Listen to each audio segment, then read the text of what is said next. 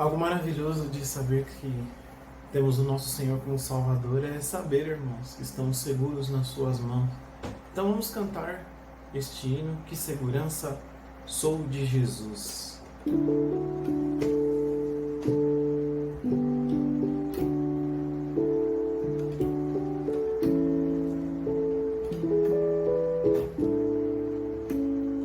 Que segurança sou de Jesus, eu já desfruto as bênçãos da luz.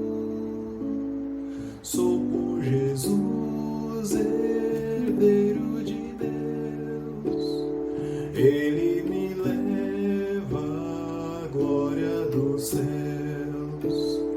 Canta minha alma, canta ao Senhor, rende-lhe sempre ardente louvor.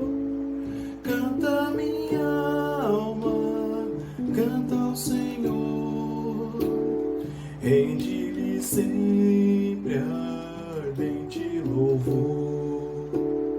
Ao seu amor eu me submeti, e extasiado então me senti.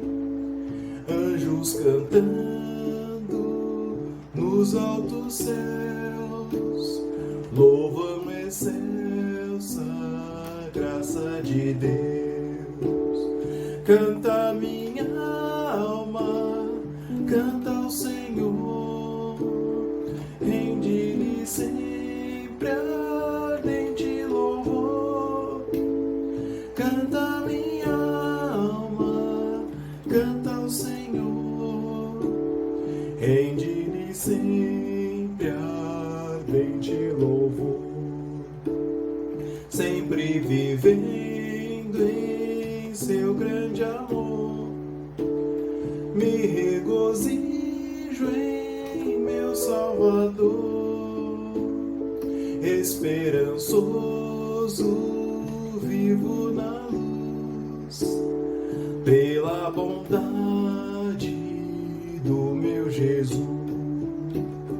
Canta minha alma, canta ao Senhor, rende-lhe sempre ardente louvor.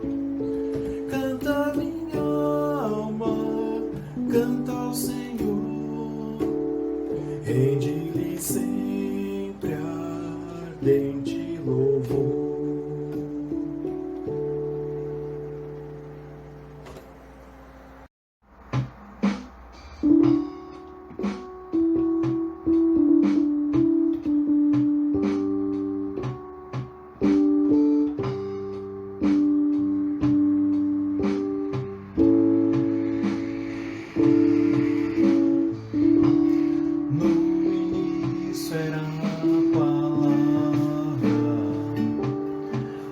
Com Deus o Altíssimo,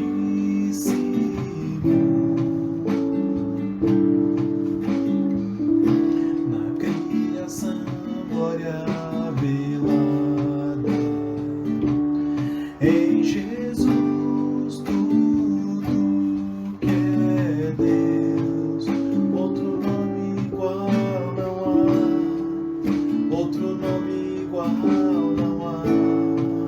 Só Jesus Cristo, homem Deus, outro nome igual não há. Filho de Deus e Rei, outro nome igual não há. Só Jesus Cristo. Se esvaziou e o céu deixou-se, tanto Deus, homem se fez. Amor maior que o meu pecado, nada vai nos separar. Outro nome igual não há.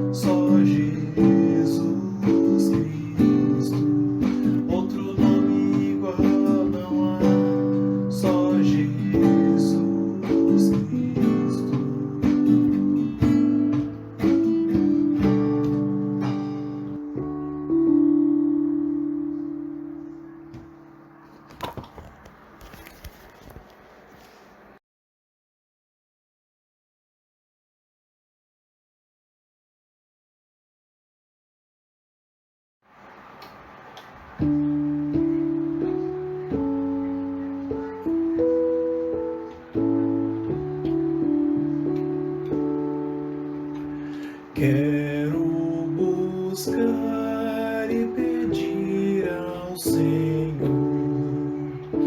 do seu Espírito e seu amor, e na palavra vou refletir, pois suas ordens eu quero cumprir. Ó Senhor, vem me dirigir com fervor, quero te seguir para hoje e sempre te honrar e teu amor ao mundo mostrar. Quero louvar e ouvir ao Senhor, o seu Espírito libertador.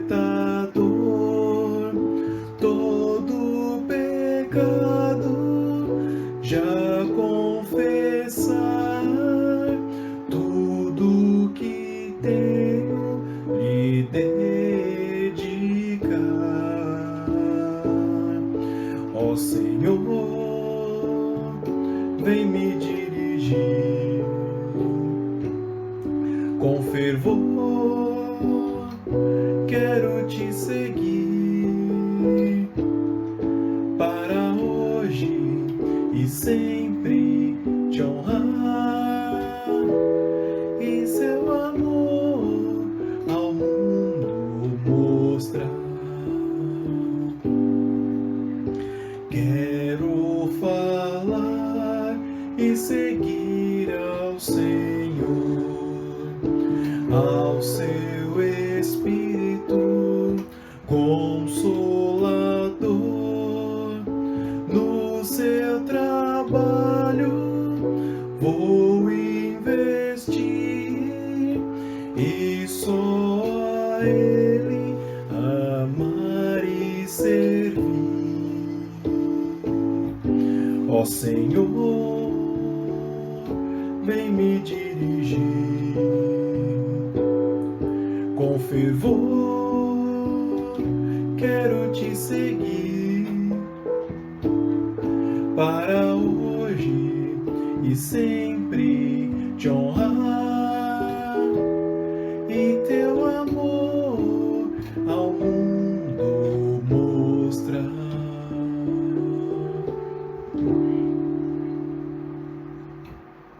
A santidade que interessa. Na carta do apóstolo Paulo aos Colossenses, no capítulo 2, a partir do versículo 8, nos diz o seguinte, a palavra de Deus: tenham cuidado para que ninguém os escravize a filosofias vãs e enganosas, que se fundamentam nas tradições humanas e nos princípios elementares deste mundo, e não em Cristo. Pois em Cristo habita corporalmente toda a plenitude da divindade. E por estarem nele, que é o cabeça de todo o poder e autoridade, vocês receberam a plenitude. Nele também vocês foram circuncidados, não com uma circuncisão feita por mãos humanas, mas com a circuncisão feita por Cristo, que é o despojar do corpo da carne. Isso aconteceu quando vocês foram sepultados com ele no batismo, e com ele foram ressuscitados mediante a fé no poder de Deus, que o ressuscitou dentre os mortos. Quando vocês estavam mortos em pecados e na incircuncisão da carne, Deus os vivificou justamente com Cristo. Ele nos perdoou todas as transgressões e cancelou toda a escrita de dívida que consistia em ordenanças e que nos era contrária. Ele a removeu pregando-a na cruz e, tendo despojado os poderes e as autoridades, fez deles um espetáculo público, triunfando sobre eles na cruz. Portanto, Não permitam que ninguém os julgue pelo que vocês comem ou bebem ou com relação a alguma festividade religiosa ou a celebração das luas novas ou dos dias de sábado. Estas coisas são sombras do que haveria de vir. A realidade, porém, encontra-se em Cristo. Não permitam que ninguém que tenha prazer numa falsa humildade e na adoração de anjos os impeça de alcançar o prêmio. Tal pessoa conta detalhadamente suas visões e sua mente carnal a torna orgulhosa. Trata-se de alguém que não está unido à cabeça, a partir da qual todo o corpo, sustentado e unido por seus ligamentos e juntas, efetua o crescimento dado por Deus. Já que vocês morreram com Cristo para os princípios elementares deste mundo, por que é que vocês então, como se ainda pertencessem a ele, se submetem a regras? Não manuseie, não prove, não toque. Todas essas coisas estão destinadas a perecer pelo uso, pois se baseiam em mandamentos e ensinos humanos. Essas regras têm de fato aparência de sabedoria com sua pretensa religiosidade, falsa umidade e severidade com o corpo, mas não têm valor algum para refrear os impulsos da carne. Se alguém que acabou de abraçar a fé em Jesus Cristo chegasse para você e lhe perguntasse: o que é santidade? Qual seria a sua resposta? Se alguém chegasse para você e falasse: me explica aí o que é santidade, em poucas palavras, em uma frase, o que é a santidade? Pois bem, provavelmente nenhum tema da cristandade tem sido tão mal compreendido quanto a santidade. Provavelmente nenhum tema da cristandade tem sido tão mal compreendido ao longo dos séculos quanto a santidade. Porque veja bem, quando nós lemos a ideia de santidade na Bíblia, existe uma verdade bíblica que muitas vezes, ou melhor, na maioria das vezes, ela não condiz com a nossa cultura. Porque veja bem, muitos acreditam que a santidade está ligado ao não pode. Como assim, pastor? É simples. Para você ser santo, meu querido irmão, e aqui eu estou dando só um exemplo, você não pode fazer isso, não pode fazer aquilo, não pode fazer aquilo outro, não pode fazer, e não pode, não pode, não pode. E, por incrível que pareça, cada vez a lista cresce mais.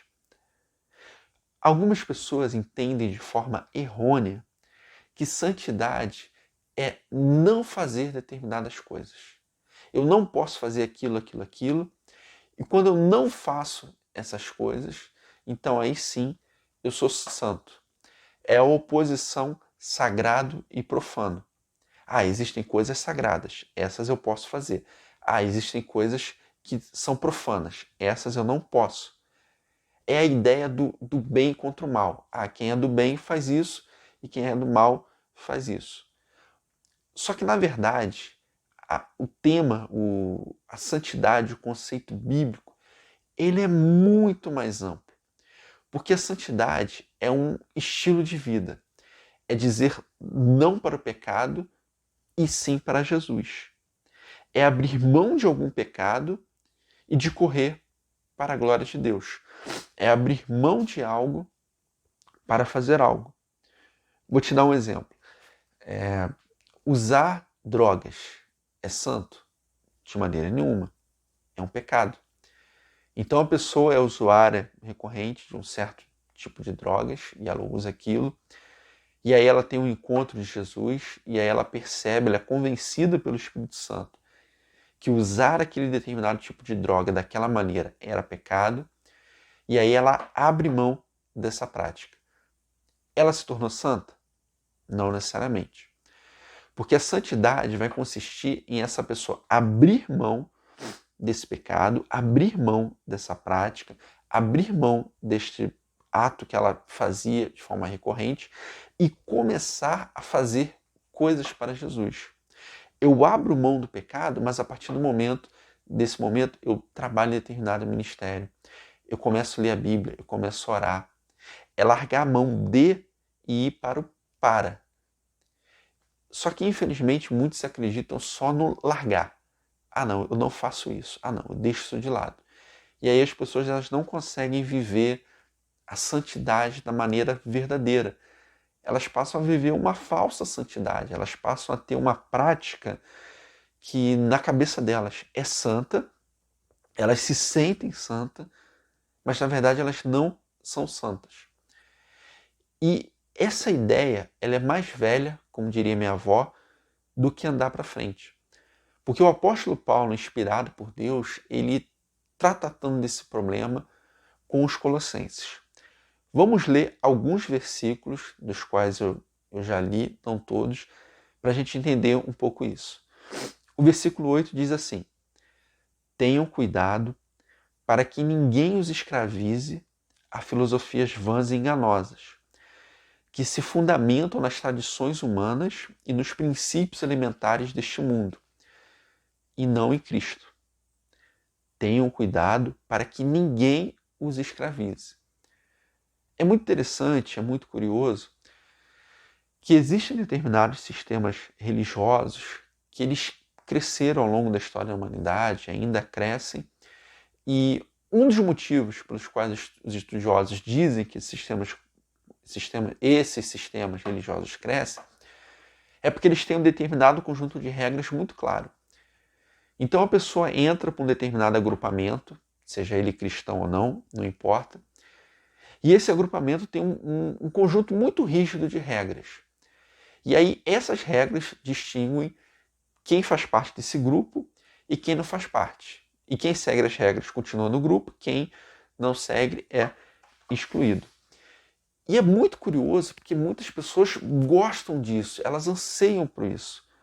Quando você reduz o relacionamento com a divindade a um conjunto de regras, de atitudes que devem ser feitas, as pessoas parecem que elas amam isso, elas anseiam isso, elas desejam isso. Mas o apóstolo Paulo, inspirado por Deus, ele diz: tenham cuidado para que ninguém os escravize, ou seja, quase uma escravidão, a pessoa fica ligada àquilo, a filosofias vãs e enganosas. O que são filosofias vãs e enganosas? A gente pode entender aqui nesse contexto de filosofia como um modo de pensar, como uma maneira de pensar, como uma maneira de ver o mundo. Possivelmente aqui o apóstolo Paulo está combatendo o gnosticismo, que era uma heresia daquela época, onde o indivíduo ele acreditava que ele se relacionaria com o Deus Supremo através do conhecimento, assim, sendo bem sucinto, porque não é o tema aqui, enfim.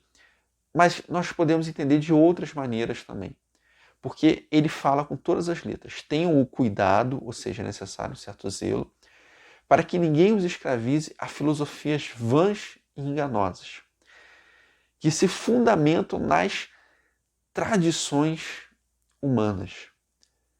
Eu acho muito curioso quando um determinado agrupamento ele tem uma atitude que não é necessariamente bíblica e que muitas vezes afasta as pessoas de Deus. As pessoas têm dificuldade para seguir a Deus e seguir essas regras.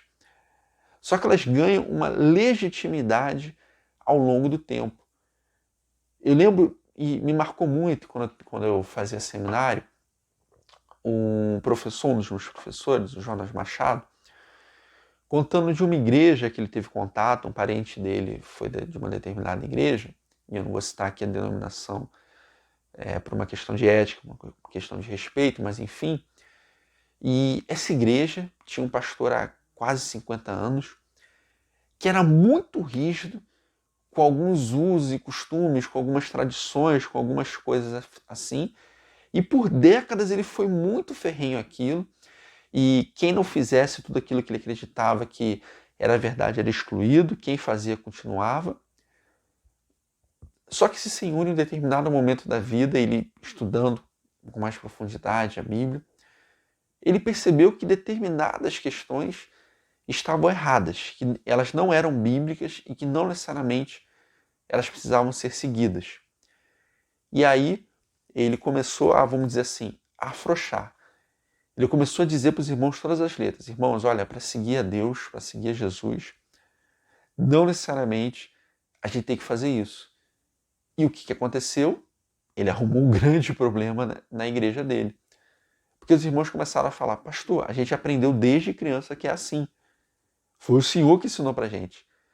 Agora o senhor está dizendo que não era assim? Que marmota é essa? Que negócio é esse? Que problema é esse? E houve uma grande, uma gigantesca confusão. Tradições humanas não são o que a Bíblia diz. Veja bem, eu sou um pastor batista, evangélico, protestante. Apesar dos batistas não serem protestantes historicamente falando, mas eu concordo com muitos dos princípios dos protestantes, enfim, do protestantismo. E uma coisa cara pra gente é que a Bíblia é a única norma de fé e prática. Se você entrar no Google lá e colocar os princípios distintivos dos batistas ou a confissão doutrinária dos batistas brasileiros, você vai ver que a Bíblia ser a base de tudo está lá. Então eu creio na Bíblia com todo o meu entendimento, com toda a minha força, com todo o meu coração, com tudo que tenho, tudo que sou. Para mim a Bíblia é a palavra de Deus, é a revelação especial de Deus, e o que eu quero saber de Deus está na Bíblia. Então, para mim, me interessa o que a Bíblia diz, o que está ali. Tradição humana é uma coisa, o que a Bíblia diz é outra. Houve um momento na igreja primitiva onde, para o indivíduo se batizar, ele tinha que ter uma decisão, né, professar sua fé em Jesus Cristo, e aí ele seria acompanhado por alguém durante cerca de 3 anos, onde ele seria discipulado, onde ele seria cuidado, onde ele seria instruído. E aí, após esse período de 3 anos, aí sim ele passaria pelas águas do batismo. Talvez você ouça isso e você fale, nossa, que coisa interessante, né? A pessoa vai ser discipulada, vai ser cuidada, vai aprender, vai ser legal. E, nossa, é interessante. Pois é. Só que quando eu leio a Bíblia, eu vejo que em vários momentos a pessoa creu e foi batizada. A pessoa creu e foi batizada. Se você pegar, por exemplo, em Atos, lá o eunuco, ele crê e logo em seguida ele é batizado. Porque à luz da palavra de Deus, o que é necessário para o batismo é crer em Jesus Cristo. É seguir a Jesus Cristo. Eu sigo Jesus Cristo como Senhor e Salvador da minha vida. Eu reconheço que Ele morreu pelos meus pecados. Eu aceito a salvação, o presente da salvação que é dado por Jesus Cristo. E é só isso. Ah, pastor, mas tem a classe de batismo? Tudo bem. Você pegar um indivíduo e você ensinar para ele os rudimentos da fé, até para que ele possa entender de fato o que está acontecendo, beleza, eu até concordo. Mas à luz da palavra de Deus, o único requisito para o indivíduo ser batizado é ele crer. Então ele creu, ele pode ser batizado. Tenha cuidado para que ninguém os escravize a filosofias vãs e enganosas, que se fundamentam nas tradições humanas e nos princípios alimentares deste mundo, e não em Cristo. Princípios elementares deste mundo. É certo o que parece certo. Como assim, pastor? Existe a Bíblia. A Bíblia, ela é a palavra de Deus. Mas muitas pessoas estão nas igrejas há muitos anos, elas vivem 1, 3, 5, 10 anos e não leram a Bíblia toda. E isso é triste, isso é um problema. Porque quem não tem como base de crença a Bíblia vai começar a acreditar em outras coisas. E esses princípios alimentares deste mundo pode ser entendido como aquilo que parece certo e aí eu deduzo que é certo. Eu vou dar um exemplo. Música. Existem pessoas que elegeram para elas um determinado tipo de música e elas creem que aquele tipo de música é a única coisa que vai aproximar de Deus. Não, esse tipo de música, esse estilo musical, isso daqui é a única coisa que pode me aproximar de Deus. Princípio alimentar do mundo. Pastor, qual que é a música boa? Tem que analisar a letra. A letra condiz com a Bíblia? A letra está alinhada com o princípio do evangelho bíblico? Ah, tá. Então tá bom. Independente do ritmo. Evidentemente que existem ritmos que são um pouco mais complicados, principalmente em nossa cultura. Estão ligados à sensualidade, enfim, esses, infelizmente, nós temos que deixar de lado. Mas, via de regra, o que vai vai diferenciar uma música boa de uma música ruim é a letra, independente do ritmo, excetuando, como eu falei, ritmos sensuais, enfim, essa coisa toda. Então nós temos que tomar muito cuidado, porque não é certo aquilo que parece certo. É certo aquilo que a Bíblia diz. Por exemplo, a Bíblia diz que se você morrer com Cristo, você vai para o céu. Se você morrer sem Cristo, você vai para o inferno. Pronto.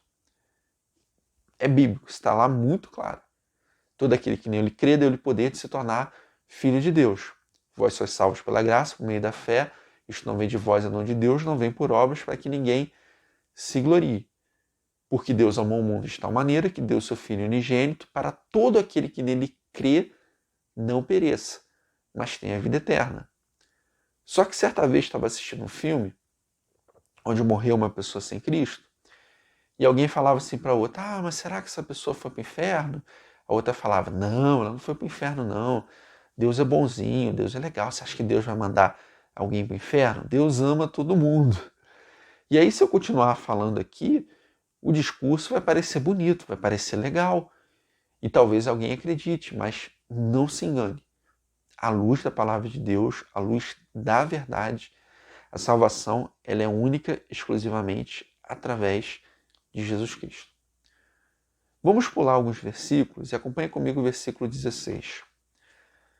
Portanto, não permitam que ninguém os julgue pelo que vocês comem ou bebem, ou com relação a alguma festividade religiosa, presta atenção, ou a celebração das luas novas ou dos dias de sábado. Estas coisas são sombras do que haveria de vir. A realidade, porém, encontra-se em Cristo. O apóstolo Paulo aqui ele está tendo que tratar um problema na igreja. O que acontece? O cristianismo ele nasce do judaísmo. Ele é uma continuação do judaísmo.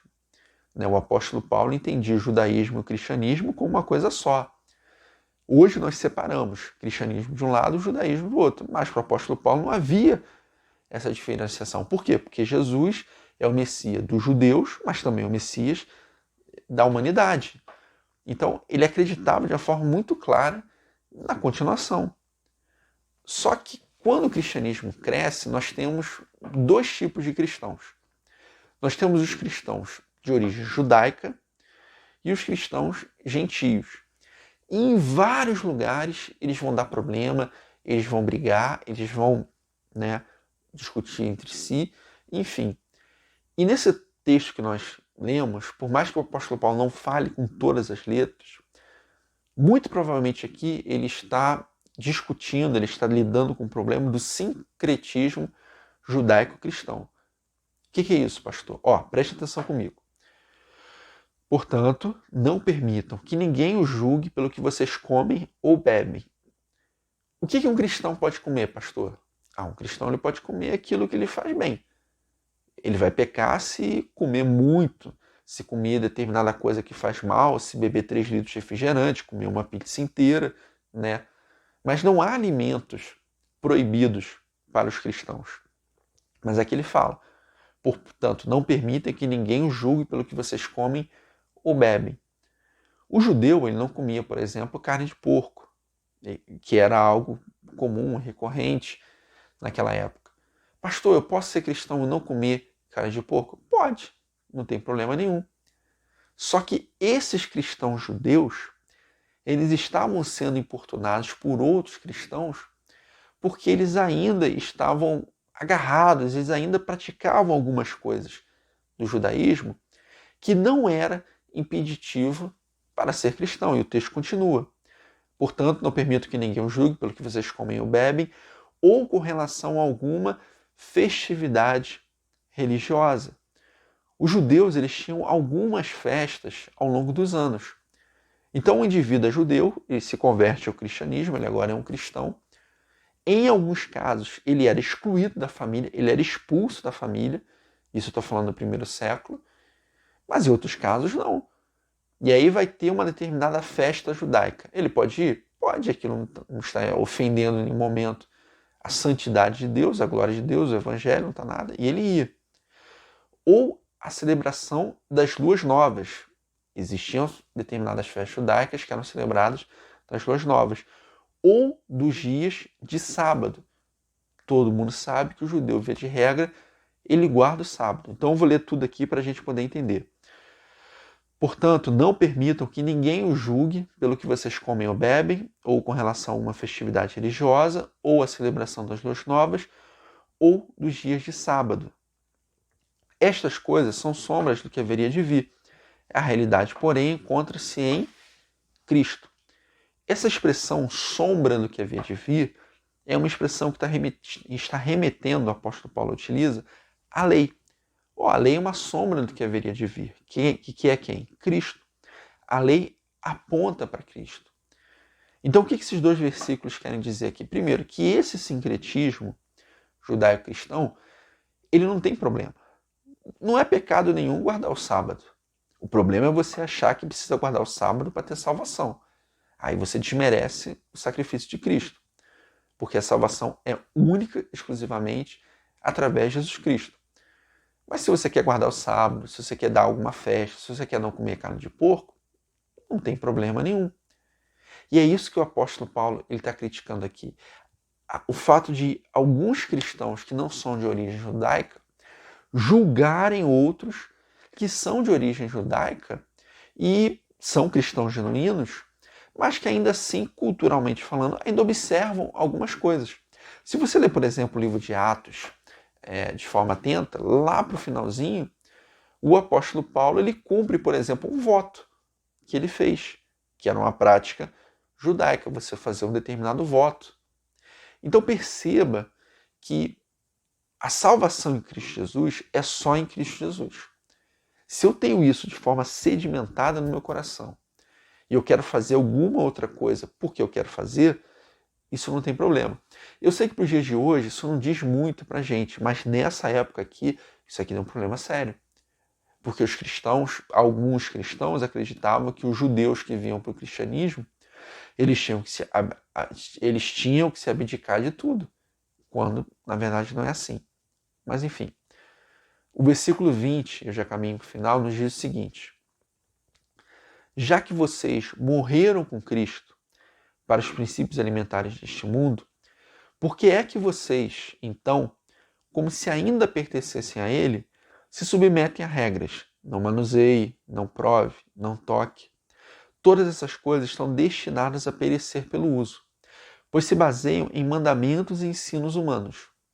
Essas regras têm, de fato, aparência de sabedoria, com sua pretensa religiosidade, falsa humildade e severidade com o corpo, mas não tem valor algum para refrear os impulsos da carne.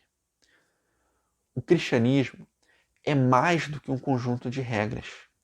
É um relacionamento de amor com o Pai eterno. O cristianismo, ele é muito mais do que um simples conjunto de regras. É um relacionamento de amor com o Pai eterno. Pastor, o que é ser cristão? Ser cristão é aceitar o presente da salvação em Cristo Jesus, segui-lo, amá-lo e viver para a sua glória. É isso que é ser cristão. Nós precisamos tomar muito cuidado com esses conjuntos de regras, e aqui eu não quero entrar em detalhes para não arrumar problema com ninguém, mas possivelmente se você já viveu em algum meio assim, você está entendendo o que eu estou falando. É muito mais do que isso, não é só isso, é amar.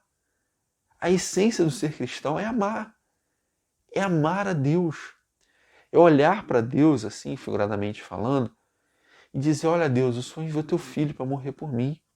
O Senhor me amou primeiro. Você quer aprender o que é amor? Lê 1 João 4. É fazer isso, é olhar para Deus e falar assim: olha Deus, o Senhor me amou primeiro.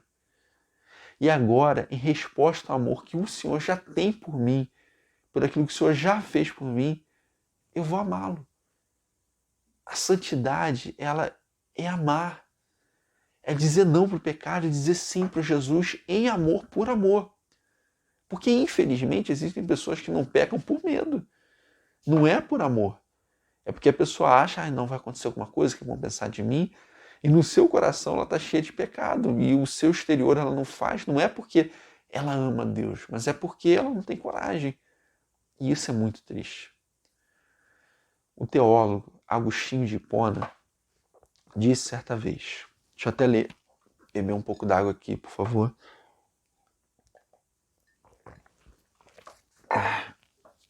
Ele disse certa vez: ama e faz o que quiseres. Se calares, calarás com amor. Se gritares, gritarás com amor. Se corrigires, corrigirás com amor. Se perdoares, perdoarás com amor. Se tiveres o amor enraizado em ti, nenhuma coisa senão o amor serão os teus frutos. A verdadeira santidade, ela consiste em amar a Deus e, por amor, seguir os seus caminhos. Eu digo não ao pecado, eu digo sim para Jesus, e este movimento, ele é feito em amor, por amor, através do amor. A verdadeira santidade consiste em amar a Deus e, por amor, seguir os seus caminhos. Aí talvez alguém diga assim, pastor, então se eu amar a Deus, se eu amar, eu posso fazer o que quiser que não tem problema? Não. Porque se você amar a Deus, você não vai querer fazer o que você quer. Você vai querer fazer aquilo que Deus quer. Cultive o amor. Cultive o amor. Eu acho muito interessante essa expressão cultivar o amor, porque cultivo é de planta, é de solo, é de trabalhar com algo. Mas nós devemos fazer isso, devemos cultivar o amor. Devemos aparar o amor, adubar o amor. Que amor, pastor? O amor a Deus, em primeiro lugar. Nós devemos amar a Deus. Infelizmente, muitos mais temem a Deus, mais têm medo de Deus do que o amam. Veja bem, nós precisamos ter temor no sentido de respeito. Deus não é qualquer um, Deus é Deus. Ele é o Senhor, Ele é o Criador, Ele é Deus. Como diria minha mãe, Ele não é o meu coleguinha da rua, Ele é Deus. Mas mesmo esse Deus, que muitos entendem como um justo juiz, Ele também é meu Pai. E eu devo cultivar esse amor a Ele. Eu devo cultivar o meu amor ao próximo. Quem é o próximo, pastor? Todo mundo que eu conheço. Todo mundo com quem eu convivo. Todo mundo com quem eu sei o nome. E mesmo aquela pessoa que está lá longe, que eu não conheço, mas que eu vi a notícia, teve alagamento em tal lugar e a gente está arrecadando água para mandar, dinheiro, tudo, ela também é meu próximo, eu também devo amá-la. Cultive o amor a Deus. Cultive o amor ao próximo. Você quer perdoar alguém? Ame essa pessoa. Ore por essa pessoa. Peça a Deus para abençoá-la. Cultive o amor a Deus, cultive o amor ao próximo e cultive o amor a si mesmo. Muitos não conseguem amar a si próprio porque elas não se perdoam. A pessoa fez algo no passado e ela lembra daquilo e fala, caramba, eu não acredito que eu fiz isso. Eu não acredito que eu cometi esse erro. Eu não acredito que eu cometi esse pecado. Eu acredito que eu não fiz essa besteira. Meu querido, minha querida, se perdoe. Perdoe esse seu eu que no passado cometeu um erro, que às vezes até foi sem querer. Essa pessoa não tinha a sabedoria que você tem hoje. Então se perdoe. Olhe para o seu passado, olhe para aquilo que você fez e gostaria de ter feito diferente e perdoe. Eu perdoo esse Leonardo. Esse Leonardo que fez isso, pronto. E vida que segue. Hebreus 12:14 nos diz: esforcem-se para viver em paz com todos e para serem santos. Sem santidade, ninguém verá ao Senhor. Se você ouviu esta mensagem até este momento, é porque possivelmente você é alguém que deseja viver de acordo com a vontade de Deus, que deseja seguir a Jesus. Mas mesmo as pessoas que de uma forma muito sincera, muito genuína, desejam seguir a Jesus, às vezes, infelizmente, elas fazem isso de forma errada, de forma errônea. E aí, mediante esta mensagem, eu te faço a seguinte proposta. Você quer viver a verdadeira santidade? Leia com atenção novamente esse texto que eu li, Colossenses 2, de 8 a 23. Reveja esta mensagem, se for necessário. Mas, acima de tudo, deseje de uma forma muito clara, muito sincera no seu coração, viver de acordo com a verdadeira santidade.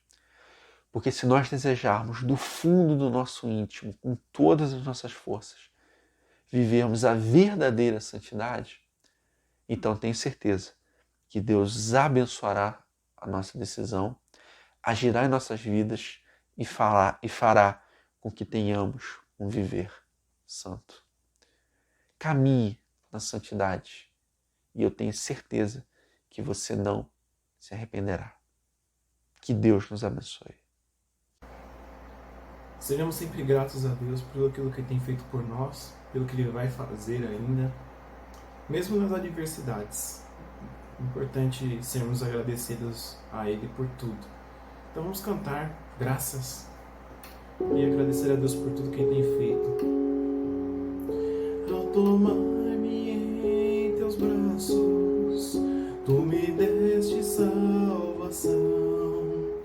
Teu amor tens derramado em meu coração.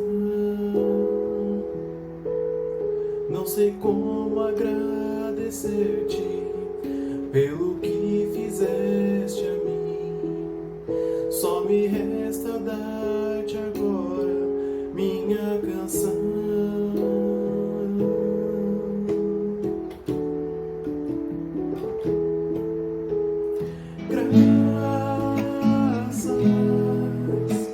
Graças, Senhor, graças eu te dou, Jesus.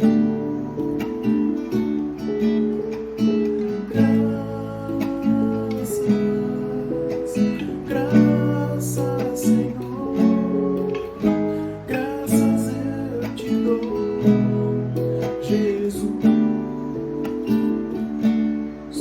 Lá na cruz me deste vida, te entregaste tudo a mim.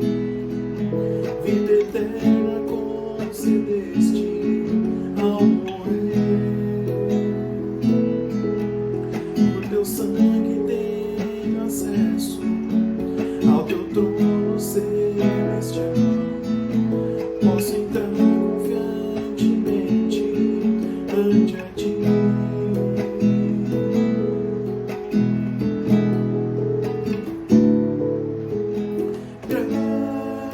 Graças, Senhor,